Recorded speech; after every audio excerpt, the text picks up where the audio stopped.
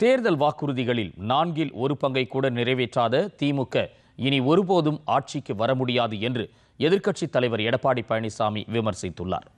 சென்னையில் செய்தியாளர்களை சந்தித்த அவர் திமுக அரசால் மக்கள் பல்வேறு இன்னல்களை சந்தித்து வருவதாகவும் இதனால் தமிழகம் முழுவதும் போராட்டக் களமாக மாறியுள்ளது என்றும் குற்றம் சாட்டினார். பொய்யான வாக்குறுதிகளை அளித்து ஆட்சிக்கு வந்த திமுக தற்போது மக்களின் வெறுப்பை வெகுவாக சம்பாதித்துள்ளது என்றும் அவர் கூறினார். 2026ஆம் ஆண்டு சட்டப்பேரவை தேர்தலில் திமுக அரசுக்கு மக்கள் விடை கொடுத்து விடுவார்கள் என்றும் திமுகவுக்கு இதுதான் கடைசி தேர்தல் என்றும் எடப்பாடி பழனிசாமி அப்போது குறிப்பிட்டார்.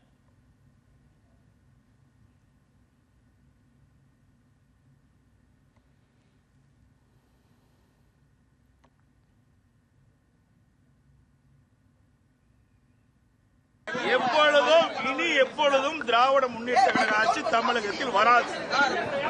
இந்த தேர்தலோட இறுதி தேர்தல் திமுக கொடுக்கப்பட்ட வாக்குறுதி 2021 சட்டமன்ற பொதுத் தேர்தல் போது திமுக அறிவிக்கப்பட்ட தேர்தல் அறிக்கையில் 1/4 தேர்தல் அறிக்கை கூட நிறைவேற்றப்படவில்லை. எல்லா தரப்பு மக்களும் போராட்டத்தில் இறங்கிவிட்டார்கள். அரசூழில் ஒரு பக்கம் போராட்டம், செவிலியில் ஒரு போராட்டம், பகுதி ஆசிரியர் ஒரு பக்கம் போராட்டம், இடைநிலை ஆசிரியர் ஒரு பக்கம் போராட்டம், டாக்டர் ஒரு பக்கம் போராட்டம், சத்துணவு அமைப்பாளர் ஒரு பக்கம் போராட்டம். இன்று தமிழகம் முழுவதும் போராட்ட களம் மாறிட்டது. எங்க பார்த்தாலும் போராடி கொண்டிருக்கிறார் மக்கள்.